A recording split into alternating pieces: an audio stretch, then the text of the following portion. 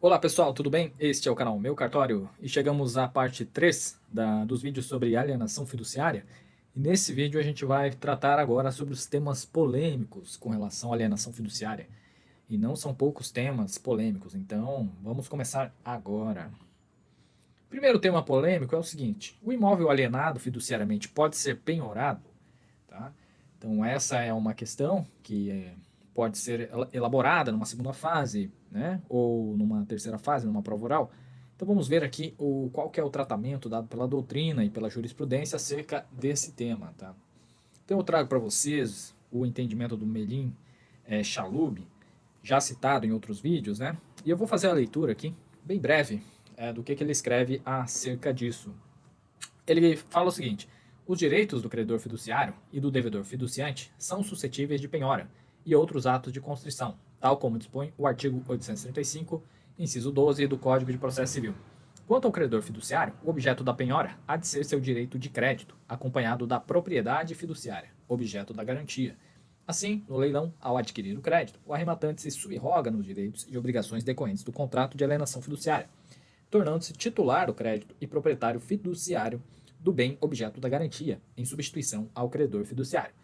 Por força da subrogação, o arrematante se apropriará do produto da cobrança do crédito e, uma vez satisfeito o crédito que arrematou, será obrigado a dar quitação ao devedor fiduciante e fornecer-lhe o termo de quitação.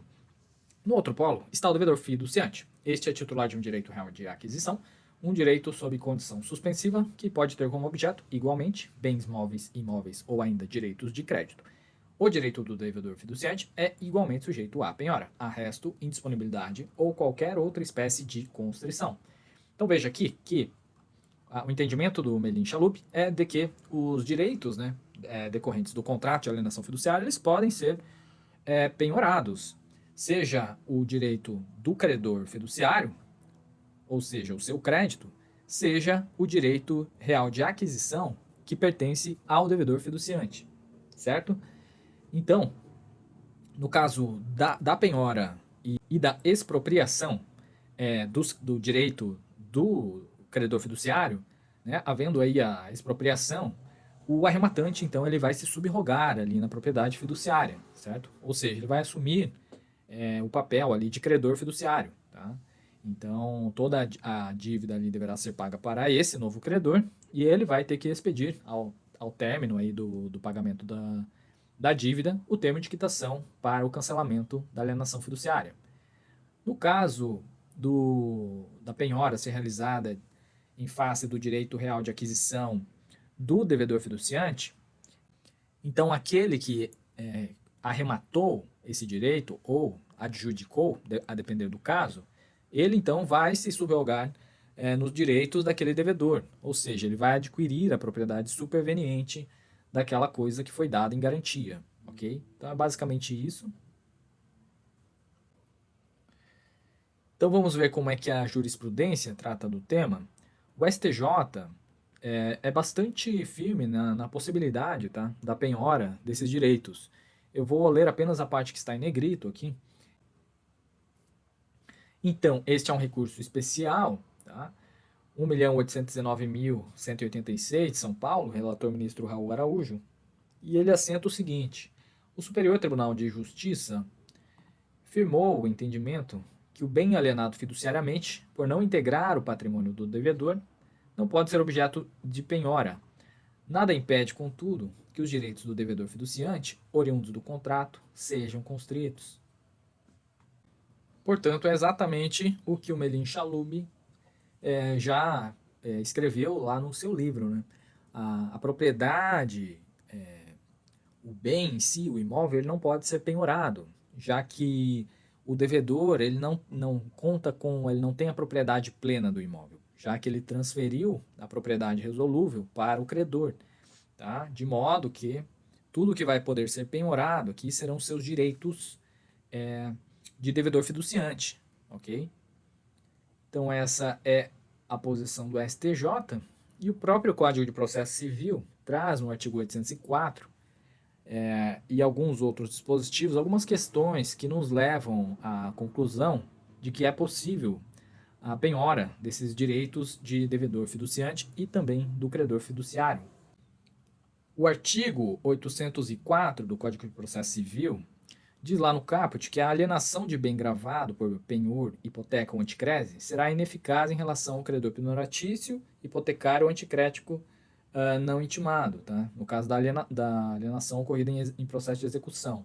Já o parágrafo 3º diz o seguinte: a alienação de direito aquisitivo de bem objeto de promessa de venda, de promessa de cessão ou de alienação fiduciária será ineficaz em relação ao promitente vendedor, ao promitente cedente ou ao proprietário fiduciário não intimado. Tá?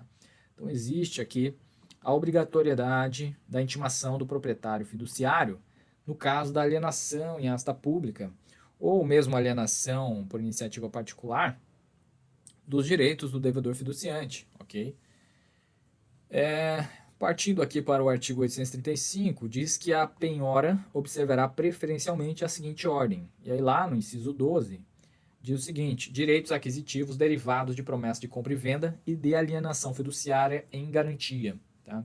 Então não é um dos mais preferenciais, né? Tá lá no inciso 12 e existe uma ordem a ser seguida, ok? Mas existe sim a possibilidade da penhora desses direitos, tá? Tanto da promessa de compra e venda quanto da alienação fiduciária em garantia. Então o Código de Processo Civil também, né, dando conta da possibilidade aí da penhora dos direitos de devedor fiduciante e também de credor fiduciário. Temos também, né, antes de finalizar essa parte, o artigo 799, que diz que incumbe ainda ao exequente requerer a intimação do credor penhoratício, hipotecário, anticrético ou fiduciário quando a penhora recair sobre os bens gravados por penhor, hipoteca, anticrese ou alienação fiduciária. Tá? Então aqui está falando todo do procedimento de penhora, tá? Então, no caso aqui, havendo a penhora, o exequente precisará realizar a intimação do credor fiduciário. Certo. Indo para o próximo ponto, para o próximo tópico, a gente questiona se o imóvel alienado fiduciariamente pode ser dado em nova alienação fiduciária. Okay? Então, imagine que o imóvel já está alienado fiduciariamente e o devedor pretende dá-lo novamente em uma nova alienação fiduciária. A exemplo do que pode ocorrer, né, com a hipoteca, que pode ter vários graus de hipoteca. Então, os graus menores têm preferência sobre os graus subsequentes. Mas seria isso possível de ser realizado quanto à alienação fiduciária? Então, vamos ver o que diz a doutrina, tá? E também vou trazer uma decisão aqui judicial que a gente vai poder nos debruçar sobre o tema. O enunciado número 506 do Conselho da Justiça Federal, da 5ª Jornada de Direito Civil, consignou o seguinte: estando em curso o contrato de alienação fiduciária, é possível a constituição concomitante de nova garantia fiduciária sobre o mesmo bem imóvel, que, entretanto, incidirá sobre a respectiva propriedade superveniente que o fiduciante vier a readquirir, quando do implemento da condição a que estiver subordinada a primeira garantia fiduciária. A nova garantia poderá ser registrada na data em que convencionada e será eficaz desde a data do registro, produzindo efeitos ex tunc. Okay? Esse é o posicionamento que foi externado aí, pelo Conselho da Justiça Federal, né, na 5ª Jornada de Direito Civil, né, dando conta aí que seria possível, então, a realização de uma nova alienação fiduciária no imóvel que já consta uma alienação fiduciária, ok? Inclusive falando do registro, que seria possível a realização de tal registro na data que for convencionado o novo contrato, ok? Porém, aí a gente precisa ver como é que isso ocorre na prática, tá? Então eu trouxe para vocês um processo de número tal do Tribunal de Justiça de São Paulo. Eu trago aqui a sentença, tá? No caso não houve apelação, houve a desistência da apelação, mas nós temos aqui a sentença que pode nos dar um norte, né? De como os juízes julgam e a jurisprudência tende a ir, ok? Então vou ler apenas as principais partes para não ficar muito cansativo. Trata-se de dúvida suscitada pela 4ª oficial do 4º registro de imóveis da capital, a requerimento do Banco Santander S.A., diante da negativa em se proceder ao registro de alienação fiduciária da propriedade superveniente do imóvel objeto da matrícula tal. Os óbices registrários referem-se a existência de registro prévio de alienação fiduciária envolvendo o mesmo imóvel e o mesmo credor. Averbação número 1. Logo, imprescindível o cancelamento da alienação anterior. B. Ausência de previsão legal de registro de alienação fiduciária condicional ou de propriedade superveniente. Foram juntados documentos tais. Então, verifica-se aqui que a oficial do 4º Registro de Imóveis da capital de São Paulo, né, ela negou aí o registro desse contrato que contava aí com uma segunda alienação fiduciária com relação ao imóvel que já estava alienado fiduciariamente, inclusive ao mesmo credor, ok? E aí foi suscitada a dúvida, então, pelo requerente. E vamos ver aqui os principais trechos que eu já marquei previamente. Então, agora é o juiz falando, tá?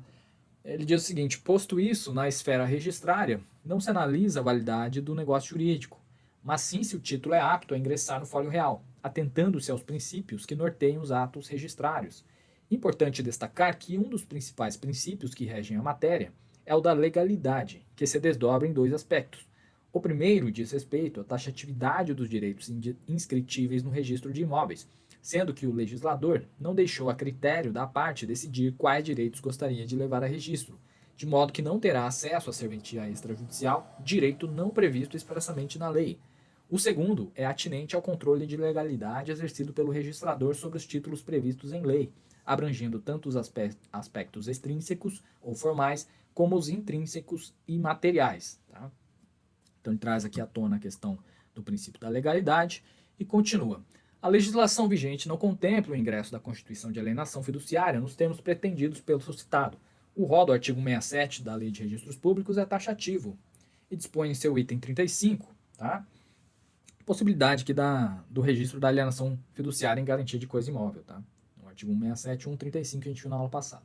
Continuando, o dispositivo legal é claro ao estabelecer que a alienação fiduciária em garantia de bem imóvel é passível de registro, diferentemente da alienação fiduciária sobre a propriedade superveniente, circunstância esta que torna inviável o ingresso. Ele cita Fernando de Carvalho e continua embaixo. Por fim, deixo de acatar a sugestão do doutor promotor de justiça, pois a presente hipótese versa sobre o registro de alienação fiduciária da propriedade superveniente do imóvel, não sendo o caso de averbação, respeitado o entendimento diverso. Logo, conclui que os óbices impostos pela registradora mostram-se corretos. Tá? Então, vê-se aqui que a própria promotoria de justiça entendeu aqui que seria o caso de uma averbação, né? E não de um registro, mas sim de uma averbação. O juiz não acatou essa sugestão e então declarou aí procedente a dúvida, ou seja, os óbices que foram impostos pela registradora são válidos aqui segundo essa decisão, ok?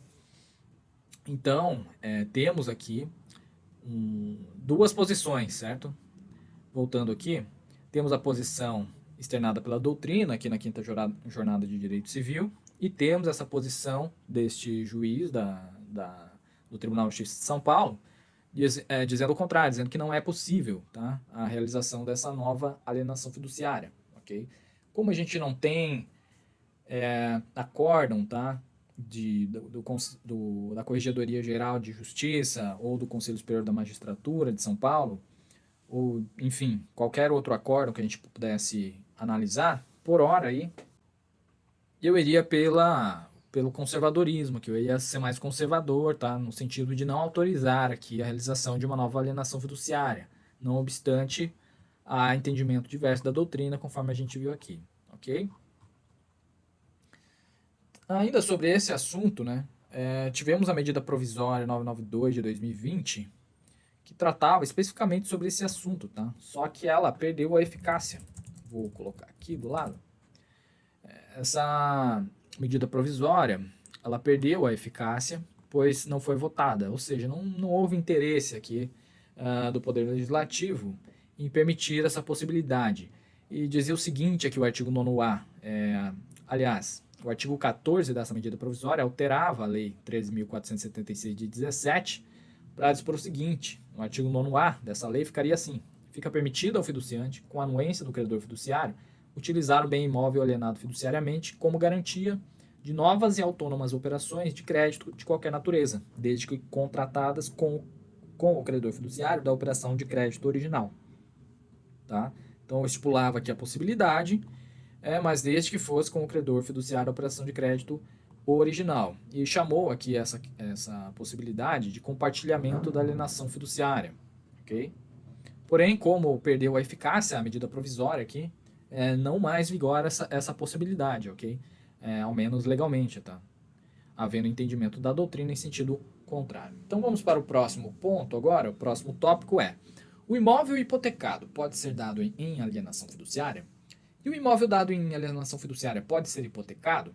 Olha, aqui a gente vai verificar essas duas hipóteses, tá? Se aquele imóvel que tem uma hipoteca onerando o imóvel, ele pode ser dado em alienação fiduciária, e se o contrário também pode acontecer, ou seja, o imóvel que tem uma alienação fiduciária, se ele pode ser gravado com uma hipoteca. Então, primeiro eu trago aqui a distinção entre os dois institutos. São dois direitos reais de garantia, tá? Mas são totalmente distintos aqui, ou ao menos existem distinções bastante marcantes. Novamente trago o Melim Chalub, que diz o seguinte: correta a ressalva sobre a distinção entre a hipoteca e a alienação fiduciária. Embora integrem a categoria dos direitos reais de garantia, a hipoteca e a alienação fiduciária distinguem-se substancialmente no modo de constituição e de execução do crédito. Tá? Pela hipoteca, o devedor onera seu imóvel, mas não se demite da propriedade, que conserva em seu patrimônio, com todo o feixe de direitos subjetivos que a caracteriza. Já a alienação fiduciária caracteriza-se como negócio jurídico de transmissão condicional, citando aqui o Código Civil, tá? E a Lei 9514, em razão da qual o transmitente, devedor fiduciante, se demite da propriedade e a transfere ao adquirente, credor fiduciário, em caráter resolúvel, tornando-se titular do direito aquisitivo sob condição suspensiva. Tá? Então ele traz aqui a distinção entre alienação fiduciária e hipoteca, trazendo aqui a questão da hipoteca, né, que ela não impede a alienação do imóvel, sendo que o imóvel ele pode ser alienado a qualquer tempo, mesmo tendo uma hipoteca. Tá? Isso tudo em regra. Já no caso da alienação fiduciária, o imóvel sai da propriedade plena do devedor e passa a ter uma propriedade resolúvel por parte do credor. Tá? Então, daí a gente já consegue antever aqui os efeitos disso tudo. Tá? Mas vamos continuar vendo aqui. Eu trago para vocês a apelação civil tal aqui, que refere-se a uma questão que foi julgada, tá, pelo Conselho Superior da Magistratura do Estado de São Paulo. A ementa diz o seguinte: registro de imóveis, alienação fiduciária em garantia, constituição de hipoteca, propriedade resolúvel que nasce com o registro do contrato junto à serventia imobiliária, devedor que não possui todos os poderes inerentes à propriedade, necessidade de prévio cancelamento da garantia, recurso desprovido. Então veja aqui que o imóvel estava alienado fiduciariamente e o credor, ou melhor, o devedor, ele tenta gravar com uma hipoteca o mesmo imóvel. Tá? Mas veja que a gente já pode extrair aqui da ementa que ficou consignado que o devedor ele não possui todos os poderes inerentes à propriedade. Ou seja, aqueles poderes que a gente aprende lá na aula sobre propriedade, no direito das coisas, né? Direito de usar, gozar, dispor e reaver o imóvel, ele não possui todos eles, ok? Ele não possui o poder de dispor do imóvel. Então, se ele não pode dispor do imóvel, ele também não pode gravá-lo, tá? Com ônus reais. Então, lendo aqui partes da decisão, vamos ver. Afirma a apelante que o prazo da dívida garantida venceu em tal data, de forma que não há mais garantia vigente, estando o credor fiduciário inerte em não apresentar qualquer documento informando a prorrogação do prazo, ocorrência de inovação e tampouco deu início ao procedimento administrativo de consolidação da propriedade plena. Então veja aqui que havia uma alienação fiduciária e o devedor ele afirma que a dívida havia vencido, né? E que o credor aí não entrou com o pedido de consolidação da propriedade. Então ele entendia aqui que a garantia já não estava mais válida, ok? Só que na matrícula não constava nada disso, né? Continuando aqui, firmado o contrato principal cuja garantia tenha sido dada por alienação fiduciária, contrato acessório, cria-se a propriedade fiduciária, de natureza resolúvel, com a transferência do patrimônio do devedor ao credor, o que se dá com o registro do título, contrato principal e acessório de garantia, junto à serventia imobiliária, Configurada essa relação jurídica com o registro, o devedor fiduciante passa a ter alguns dos poderes inerentes à propriedade, como o de usar e o de fruir do bem, mas não possui os poderes plenos, ou seja, dispor e gravar com ônus reais. E tal situação deverá perdurar, ao menos do ponto de vista registral imobiliário, até que haja consolidação da propriedade plena, seja em favor do devedor, com a respectiva quitação e implemento da cláusula resolutiva, seja em favor do credor, uma vez configurada a mora absoluta. Então, aqui é o parecer do Pinheiro Franco, corregedor-geral da Justiça e relator, e ele entendeu, então, pela impossibilidade aqui da constituição de uma hipoteca no imóvel que estava alienado fiduciariamente, tendo em vista que o devedor fiduciante não possui a propriedade plena do imóvel, não podendo dispor e nem gravar de ônus reais aquele imóvel, ok? Então, a gente traz dispositivos do Código Civil apenas para fortalecer esse mesmo entendimento. O artigo 1420 diz que só aquele que pode alienar poderá empenhar, hipotecar ou dar em anticrese. Só os bens que se podem alienar poderão ser dados em penhor, anticrese ou hipoteca. Tá? Então, para que o dono de um imóvel possa hipotecá-lo, é necessário que ele possa alienar esse bem. Okay? Ele deve ter a disponibilidade do bem. E o bem o próprio bem, ele também deve ser alienável. Tá? Então, se constar uma cláusula de indisponibilidade, por exemplo, ou de inalienabilidade, esse imóvel ele também não vai poder ser dado em hipoteca. Ok? O 1475 vai dizer que anula a cláusula que proíbe ao proprietário alienar imóvel hipotecado. Pode convencionar-se que vencerá o crédito hipotecário se o imóvel for alienado, ok? Então, respondendo aqui a outra parte da questão, né? Se o imóvel hipotecado pode ser dado em alienação fiduciária, parece que sim, pois se o devedor hipotecário pode alienar o seu imóvel, ou seja, ele pode vender esse imóvel, ele também vai poder transferir a propriedade em garantia de alienação fiduciária. Então, seria este aqui o dispositivo que dá ensejo a possibilidade do imóvel hipotecado ser dado em alienação fiduciária, ok?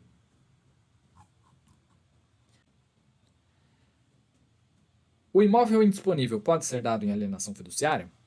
Então veja, há uma ordem de indisponibilidade que está gravando aquele imóvel ou então está gravando a própria pessoa, certo? Pois é possível, né, que uma determinação judicial ou administrativa, em alguns casos, possa acarretar a indisponibilidade dos bens de uma pessoa. Tá? E isso vai ser devidamente consignado e registrado no cartório de registro de imóveis, de modo que o devedor não possa vender o imóvel em detrimento do credor, ok? Então vai ficar indisponível este bem e vai ficar, no caso, indisponíveis bens daquele devedor. Então, ele pode, mesmo assim, alienar fiduciariamente um imóvel de sua propriedade? Aí eu trago a apelação cível tal aqui.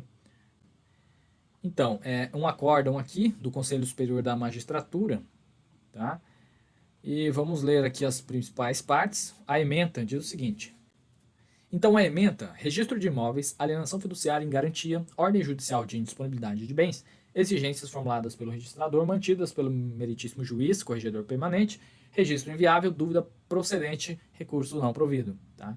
Então, aqui trata de um processo, uma situação de dúvida, né? No caso, um recurso, de que o requerente ele foi até o registro de imóveis e tentou registrar o contrato de compra e venda com pacto adjeto de alienação fiduciária, ou seja, ele estava adquirindo o imóvel, só que em nome da sua mulher constava uma ordem de indisponibilidade, que foi imposto pela Justiça do Trabalho. Então, foi negada essa possibilidade pelo oficial, tá? Ou seja, foi negado o registro. Suscitada a dúvida, o juiz de primeiro grau, o juiz corregedor permanente, entendeu também pela impossibilidade, então chegou o recurso aqui para o Conselho Superior da Magistratura, tá? E diz o seguinte aqui, alega o apelante, em síntese, que sua esposa não tem nenhum imóvel registrado em seu nome, e que, por se tratar de propriedade resolúvel, a titularidade do bem somente será transferida se houver mora por parte dos devedores.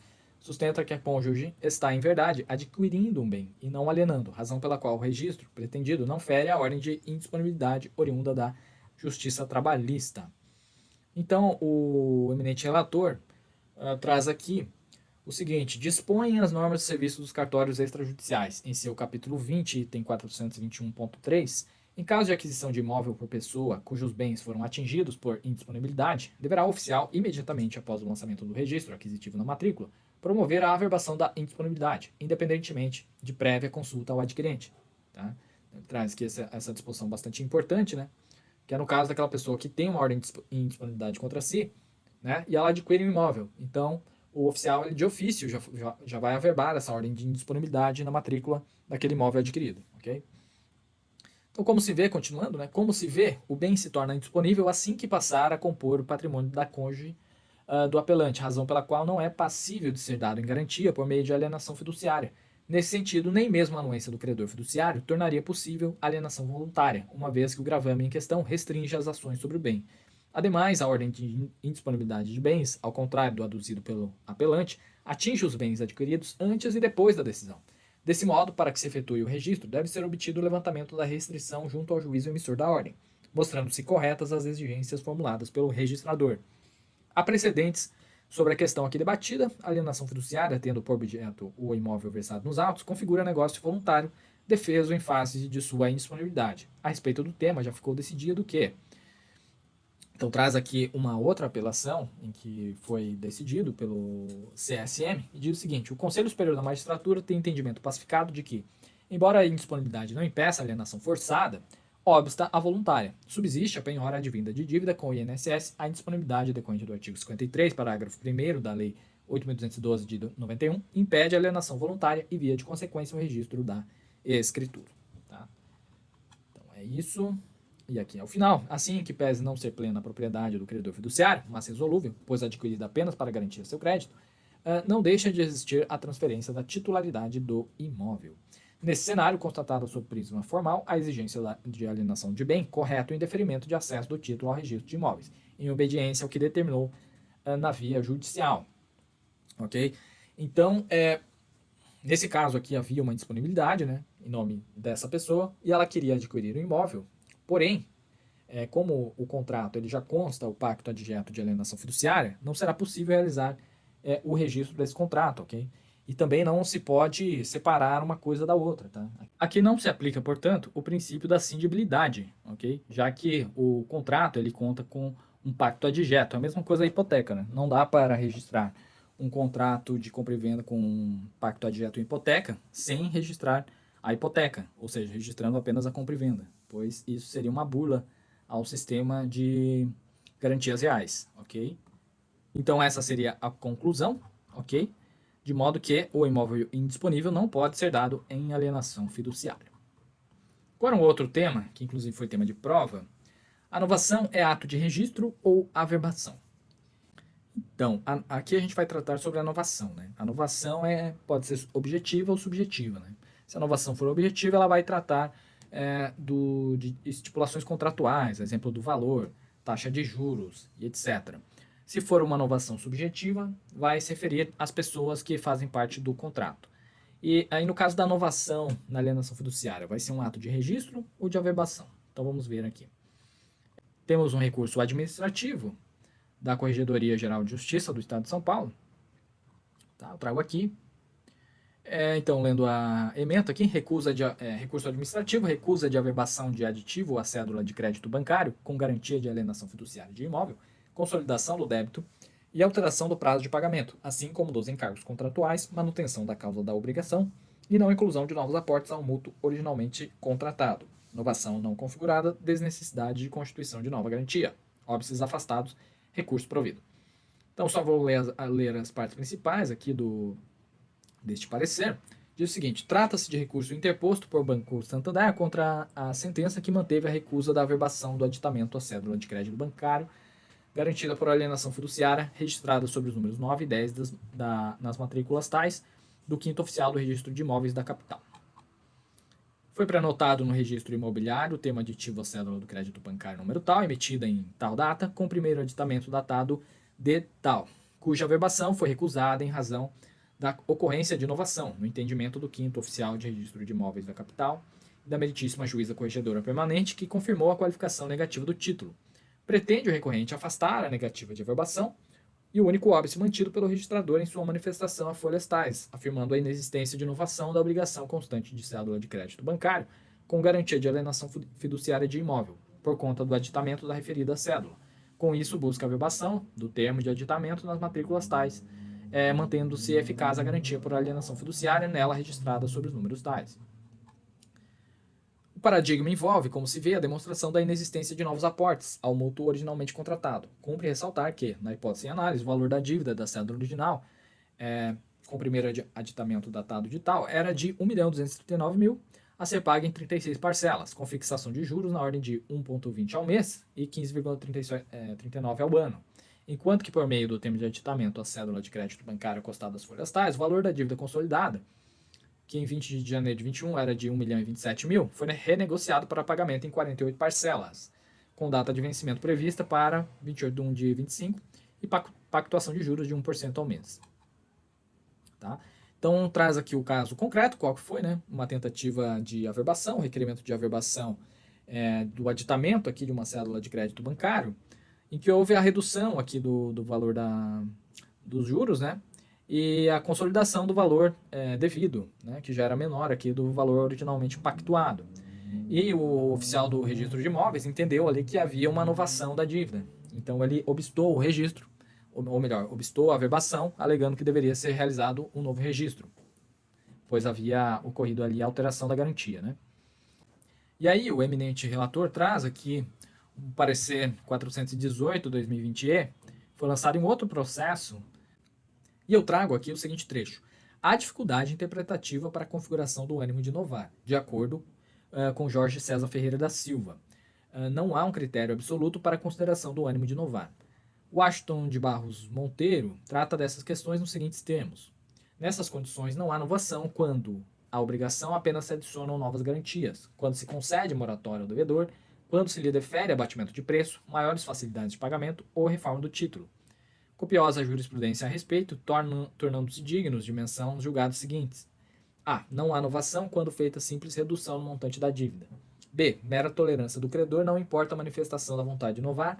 C. Não ocorre inovação quando o credor tolera que o devedor lhe pague parceladamente. E D. Quando anui a modificação da taxa de juros. Então, ele está dizendo aqui esse parecer que não há inovação nesses casos todos aqui, ok? Aí continua o eminente relator: em caso a consolidação do débito e subsequente alteração do prazo de pagamento e dos encargos contratuais não configuraram inovação, notadamente pela manutenção da causa da obrigação e não inclusão de novos aportes ao mútuo originalmente contratado.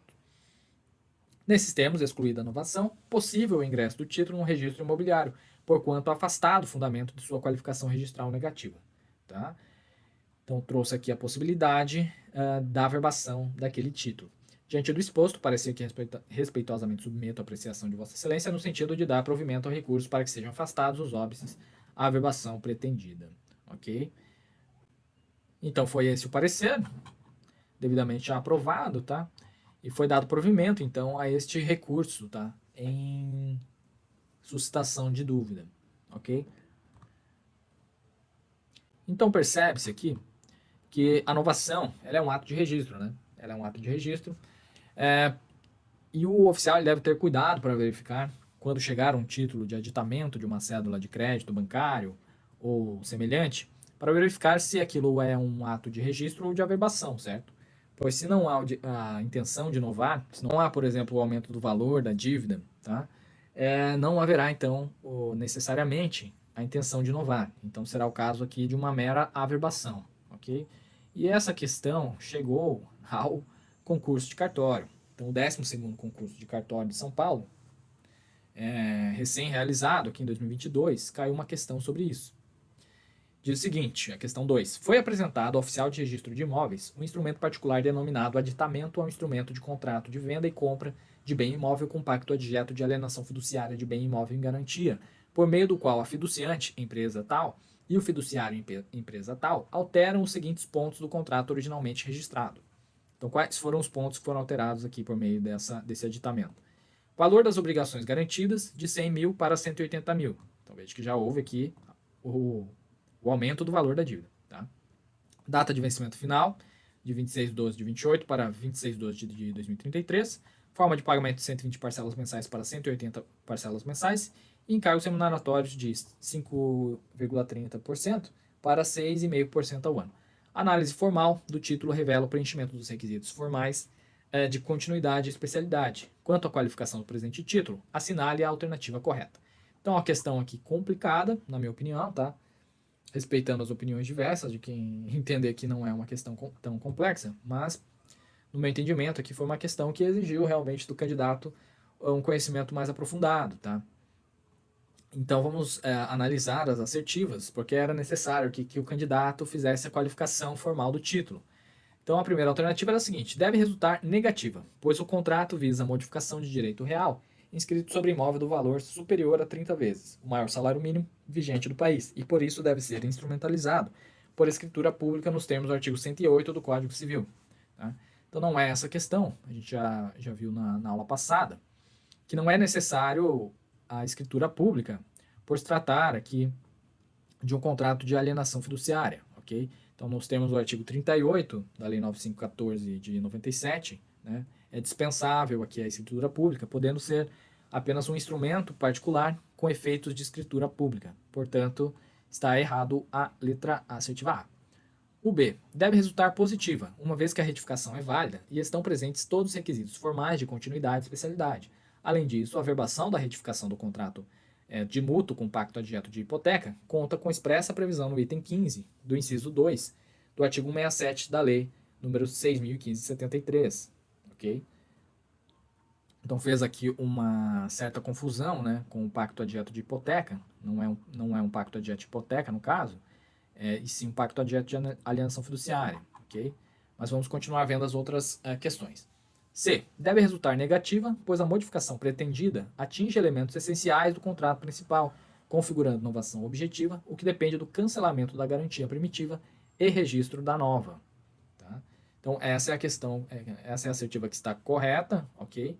Então, o examinador ele entendeu que esse aditamento contratual ensejaria aqui a novação da dívida, tá? Já que atingiria elementos essenciais do contrato principal, como a gente viu, né?